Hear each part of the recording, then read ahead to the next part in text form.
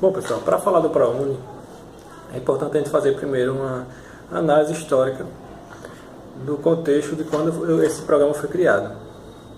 Então, assim, o Brasil, durante o governo FHC, Fernando Henrique Cardoso, eminentemente neoliberalista, sofreu o sucateamento das universidades públicas e escolas técnicas federais também. E, ao mesmo tempo, a expansão desenfreada das instituições de ensino superior, pública ou privada. Isso ocasionou um excesso de vagas ociosas. Gerou um quadro complexo de como administrar os recursos públicos de educação pública, que eram escassos, muito escassos. Diante dessa realidade, o governo federal, agora seria no caso Luiz Inácio Lula da Silva, já no seu mandato, promoveu diversas políticas públicas voltadas para a ampliação do acesso àquelas pessoas mais, vamos dizer assim, mais esquecidas, de baixa renda no caso. Dentre essas políticas públicas criadas, ocorreu a criação do ProUni, que seria o Programa Universidades para Todos. O ProUni atendeu os interesses do governo a não aumentar diretamente os gastos públicos, aos empresários da educação, ao receberem isenção de alguns impostos federais e à população que teve a oportunidade de ingressar no ensino superior. O ProUni é instituído pela Lei nº 11.096, de 2005, e tem o objetivo de promover a acessibilidade à educação para quem tem renda baixa, ou seja, para aquele pessoal de baixa renda. O aluno poderá conseguir bolsas integrais ou parciais para as universidades ou faculdades particulares cadastradas no programa do país, no caso. A universidade tem que ser cadastrada num programa do ProUni. Quem poderá participar desse programa? Os alunos que fizerem, no caso, as pessoas que fizerem o Enem, que você pode entrar através do Enem, o Exame Nacional do Ensino Médio, tem que tirar acima de 450 pontos, sem zerar a redação. Também o candidato passará por uma análise da renda familiar, e é essa análise que irá determinar se a bolsa será integral ou parcial.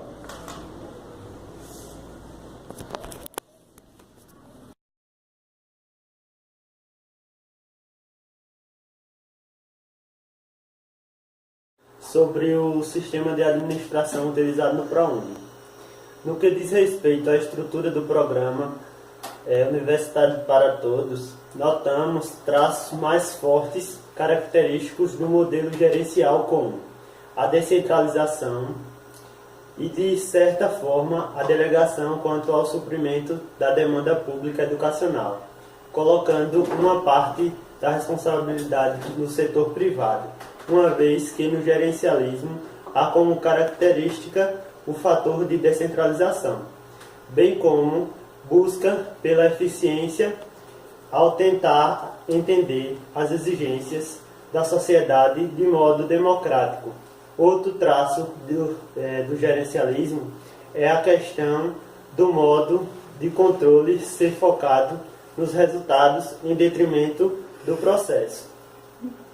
Diante de toda a reforma gerencial, e apesar desse programa já ter nascido após a reforma, podemos perceber também alguns traços burocráticos desde a legislação que rege o programa, até como, por exemplo, nos critérios exigidos para a participação do programa, como de formação do ensino médio em escola pública ou comprovação de ser bolsista de escola privada. Outra exigência é a de comprovação de renda de até um salário e meio por família, para ter a bolsa integral. No caso, se você tiver a bolsa, você pode ter até 3 salários mínimos se você tiver a bolsa parcial.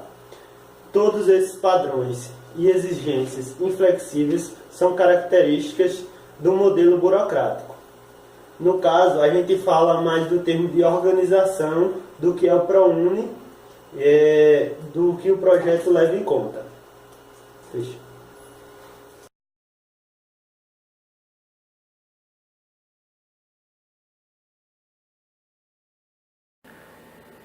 Bom, pessoal, dando continuidade ao assunto ProUni, dando continuidade ao que já foi abordado por nossos colegas anteriormente, é natural que pensamos na questão das adversidades que o programa encontra, certo? Já encontrou, vem encontrando e que, por consequência, pode vir a encontrar lá na frente. Tudo bem? A gente vai se ater aqui, principalmente, a alguns problemas estruturantes do ProUni, como, por exemplo, o déficit no planejamento situacional. E o que é isso? É sentar todos os protagonistas, todos os personagens que envolvem o ProUni, desde as instituições até o governo, o Ministério da Educação e principalmente as pessoas que são público-alvo desse programa.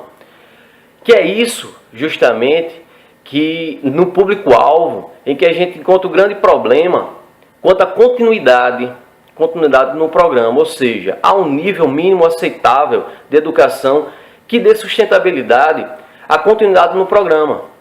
E isso não é estudado porque grande parte dessas pessoas identificam um déficit muito grande na educação de base, que não dão a oportunidade delas darem continuidade à educação superior por não terem base educacional, a base fundamental. E isso traz um déficit educacional, elas não conseguem muitas vezes entender o que se passa na sala de aula, e isso frustra muitas pessoas que, por consequência, saem do programa, tá? E que ocasiona hoje uma evasão muito grande do ProUni, diferentemente do FIES, por exemplo.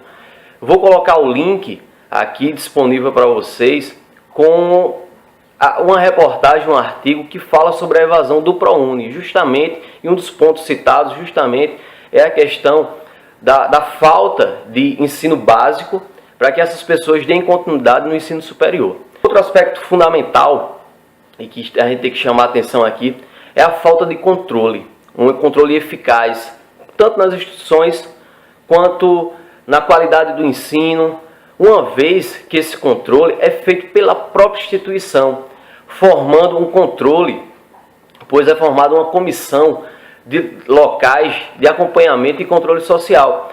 E essas comissões, ela é formada pela instituição, o que acarreta um grande problema no efetivo controle da política do programa, que é fornecido pelo governo federal, tá certo? Como alguns problemas que já ocasionaram, que foi detectado pela CGU no ano passado.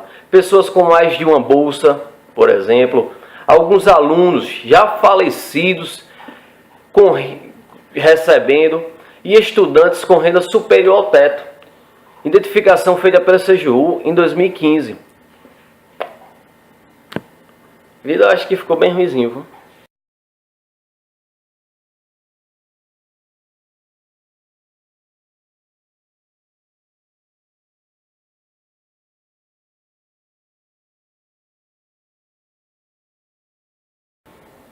Pessoal, outro questionamento que iremos abordar é o seguinte: será que a gente pode identificar algum traço de governança pública no ProUni?